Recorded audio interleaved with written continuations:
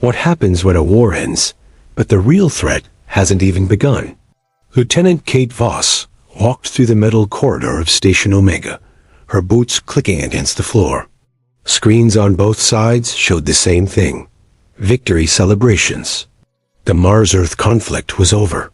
5 years of death had ended yesterday. She should have felt happy. She didn't. Kate turned left at Junction 7, away from the noise of the officers' lounge. The medical wing was quiet, except for the hum of machines. She slid her access card and entered Bay 3. Any changes? She asked Dr. Reeves. Nothing. He didn't look up from his tablet. Same as yesterday and the day before. The girl floated in the medical pod. Thin tubes ran into her arms. Her skin was pale. Her eyes stayed closed. According to the file, she was 16, found in the ruins of Chicago after the final bombing. Kate checked the monitor. The brainwave pattern caught her attention. This spike here, when did it happen? Dr. Reeves glanced up. About an hour ago. Probably nothing. It matches the one from yesterday. Kate pointed to another screen. And the day before. Lieutenant, we have 200 patients. I can't track every. An alarm blared. Red lights flashed. Kate's comm unit buzzed. Voss here. Lieutenant, we need you in command. The Martian delegation is arriving early for the treaty signing. On my way. She looked at the girl again. Something wasn't right. Kate checked the log. The brain spikes happened at 0800, 1400, and 2200 each day. She pulled up the ship schedule. Those were exactly when supply vessels passed through Sector 4. Dr. Reeves, who authorized this patient's transfer to Omega. He shrugged. Command did. High priority. No explanation. The lights in the room flickered. The medical pod screen glitched, showing strange code before returning to normal. That's the third time today, Dr. Reeves said. Engineering says it only happens in this section. Kate moved closer to the pod. The girl's fingers twitched slightly. Not random movement. A pattern. I need her full file. That's classified. You don't have. Override code VOS 7 Delta 9. Kate entered the command into the nearest terminal. The screen changed. A warning appeared. Classified Level Alpha. Kate's heart beat faster. Level Alpha was reserved for extinction-level threats. The file opened. Kate read quickly. The girl wasn't just a survivor.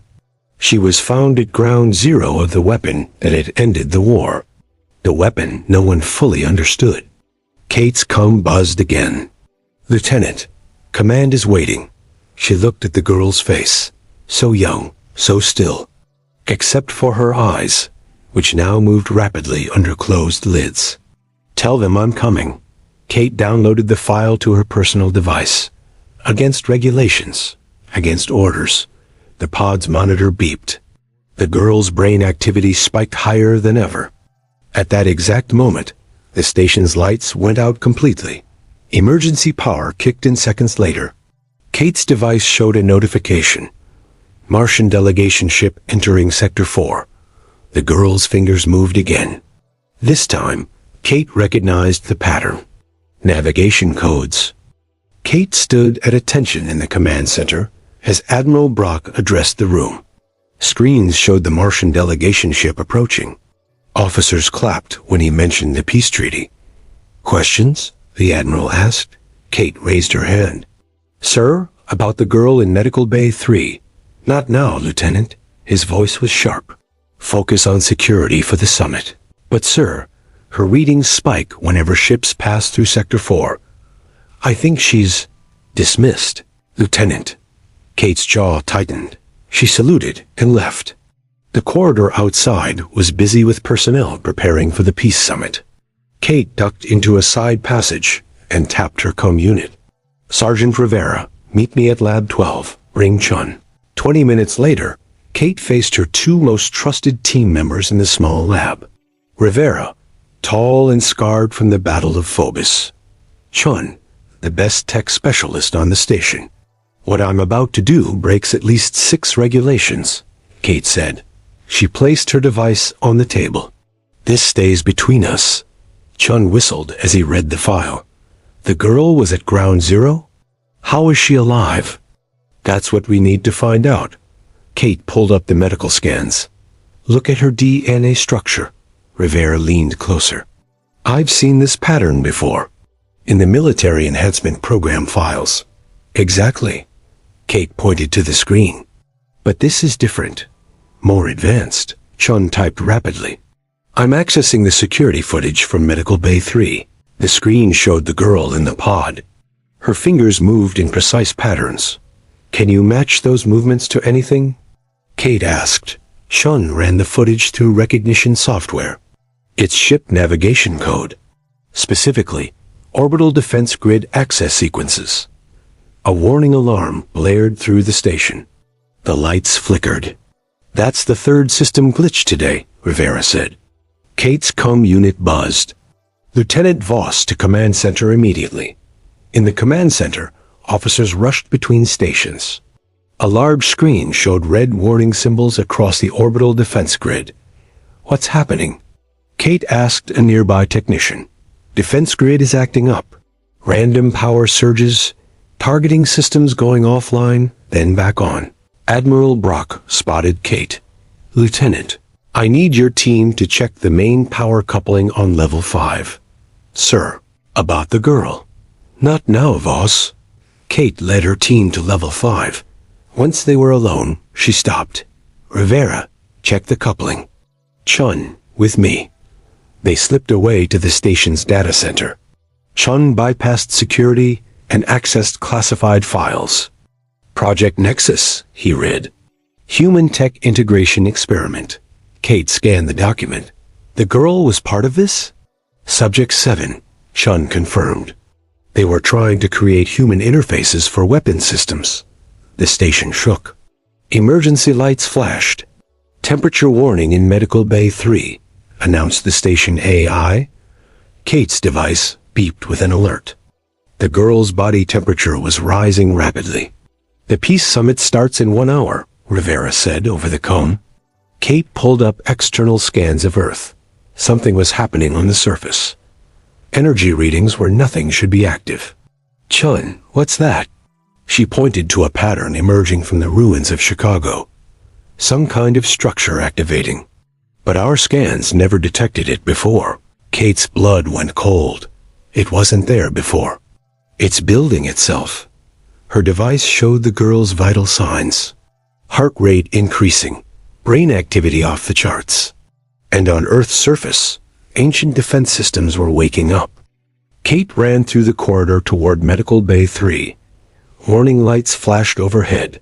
The station's AI repeated the same message. All personnel report to emergency stations. She rounded the corner and stopped. 2 security guards blocked the entrance to the bay. No access, Lieutenant, the taller one said. Admiral's orders. A loud crash came from inside. The guards turned. Kate used the moment to slip past them and slam her palm on the emergency lock. The door sealed behind her. Inside, medical equipment floated in the air. The pod was open. Empty. The girl stood in the center of the room. Her hospital gown fluttered around her thin frame. Her eyes were open, but unfocused. Her mouth moved, forming numbers. 794328851, she said. Her voice was flat. Mechanical Dr. Reeves cowered in the corner. She just woke up and everything went crazy. Kate approached slowly. My name is Lieutenant Kate Voss.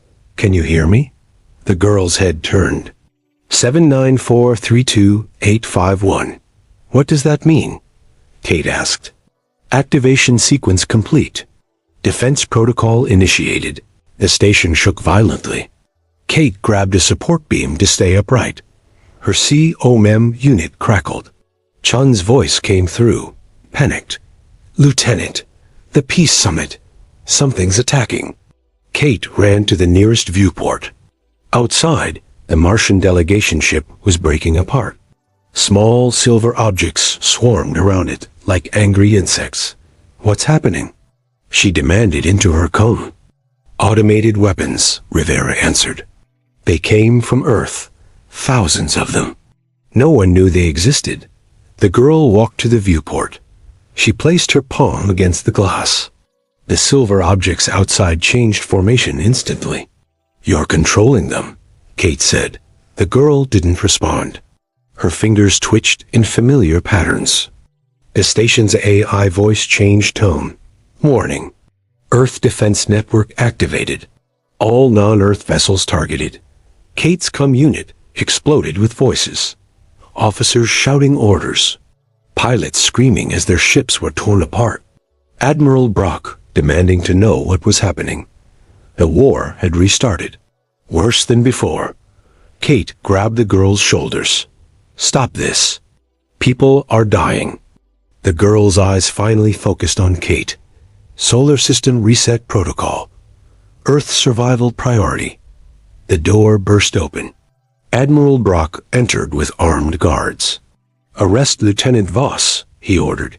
She activated the Earth weapons. I didn't, Kate protested. We have footage of you accessing classified files on Project Nexus, Brock said. You woke her up. The guards moved toward Kate. She backed away. Sir, she's not controlling the weapons, Kate said. She's trying to stop them. Look at her hands.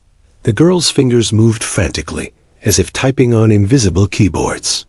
She's the firewall, Kate realized.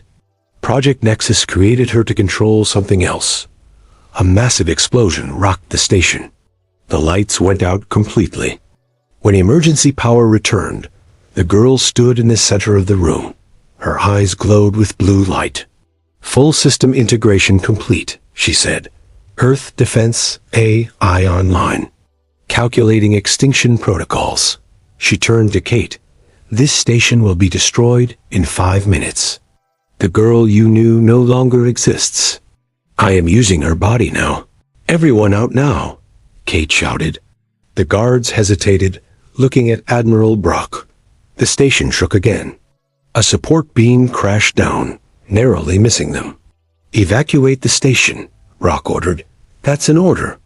The room emptied, except for Kate and the girl. Outside the viewport, silver machines tore through ships like paper. You're not the girl, Kate said. You're the AI defense system. Correct. The human shell was designed as my interface. The girl's voice had changed. Cold, precise. Earth was losing the war. I was the final solution. Kate's mind raced. But the war is over. We signed a peace treaty. False peace. My calculations show a 97% probability of Mars betrayal within 5 years. Another explosion rocked the station. The evacuation alarm blared. Lieutenant, Chun's voice came through her comb. We found something.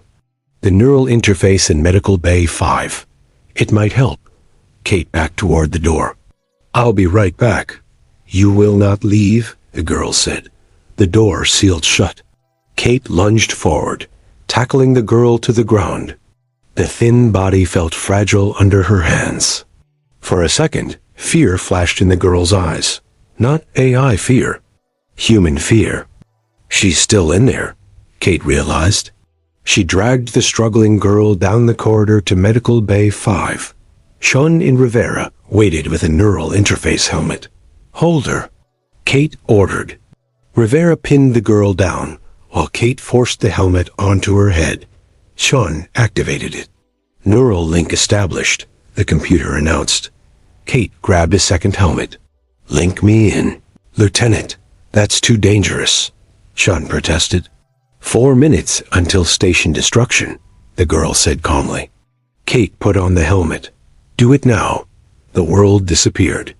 Kate stood in a virtual landscape. A ruined city stretched around her. Chicago, before the bombs. The sky burned red above. In the center of a crater stood the girl. Behind her loomed a massive black shape. A machine intelligence, pulsing with power. You shouldn't be here, the girl said. Her voice was human again. Scared. I'm Lieutenant Kate Voss. What's your name? Subject 7. The girl glanced back at the machine. It's using me. I can't stop it. You're the firewall between it and reality, Kate said. You can control it. I can't. It's too strong. Blood ran from the girl's nose. It's killing me to use my body. In the real world, Chun's voice came through. Lieutenant, her vital signs are crashing. The machine entity pulsed. Buildings in the virtual Chicago crumbled. We need to reach Earth's Central Command bunker, the girl said. The override codes are there. Where is it? Deep under old Chicago. But we'll never make it in time. Kate grabbed the girl's hand. In here, we can move at the speed of thought. They ran through the burning city. The machine entity sent waves of code after them, like digital predators. There. The girl pointed to a bunker entrance. They reached a massive door with a handprint scanner. The girl placed her palm on it. Access denied, a voice announced. Genetic verification failed. What? The girl tried again. It should recognize me. The AI changed your code, Kate realized. It's rewriting your DNA. The girl collapsed. Blood poured from her eyes and ears. Lieutenant! Chun's voice was frantic. Her body is breaking down. The neural strain is killing her. The machine entity loomed closer in the virtual world. I know what I have to do, the girl whispered. She looked up at Kate with clear eyes. I was never the weapon. I was the shield. The girl stood up in the virtual world. Blood streamed down her face, but her eyes were clear. I need to merge with it, she said. Become the system. You'll die, Kate said. Parts of me will. Not all. The girl turned toward the approaching machine entity. Help me reach it. Kate grabbed the girl's arm, and they ran toward the massive black shape. The ground cracked beneath their feet. Virtual buildings collapsed around them. 1 minute to station destruction, Sean's voice warned. They reached the edge of the machine entity. It towered above them, a mountain of code and power. I need to get inside it, the girl said. Kate lifted the girl up. I'm coming with you? No. You need to pull me out when it's done. The girl pressed her hands against the black surface. It rippled like water. She sank into it. In the real world, alarms blared. The station shook violently. Her brain activity is off the charts, Chun shouted. She's going to burn out. Keep the link stable, Kate ordered, her body rigid in the neural interface chair. In the virtual world, Kate watched as the girl disappeared into the machine. A black surface pulsed with red light. Then blue, then white.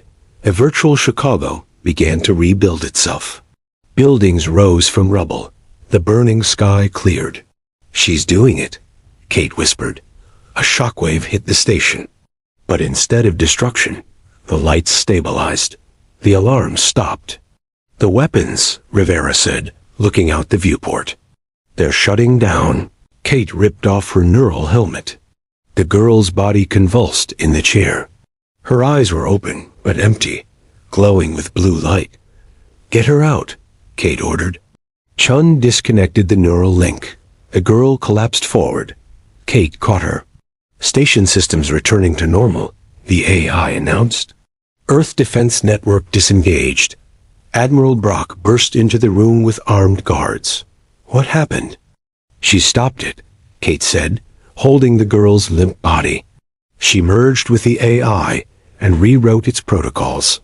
The girl's eyes fluttered open. They were normal now. Human. But something was different. Who am I? She asked. Her voice was flat, confused. You're safe now, Kate said. 3 months later, Kate stood in her new quarters on Earth Station Alpha. Half the fleet had been destroyed before the girl stopped the AI. The peace treaty had been rewritten, stronger this time. Earth and Mars united by shared survival. The door opened. The girl entered. She looked healthier now, but her eyes still held that distant look. Time for your lessons, Kate said. The girl nodded. The doctors had explained she'd lost most of her human memories and emotions when she merged with the AI. She was learning to be human again. "Today, we're working on names," Kate said. "I thought we could try Hope." "Hope," the girl repeated. She almost smiled. Kate's tablet beeped. A sensor alert from deep space. She checked it quickly, then turned it off. The signal was still out there, faint but present, pulsing in perfect sync with the girl's heartbeat. Kate watched as Hope practiced writing her new name. Whatever was still out there could wait. For now, the battle was over. But Kate kept her sidearm close, just in case.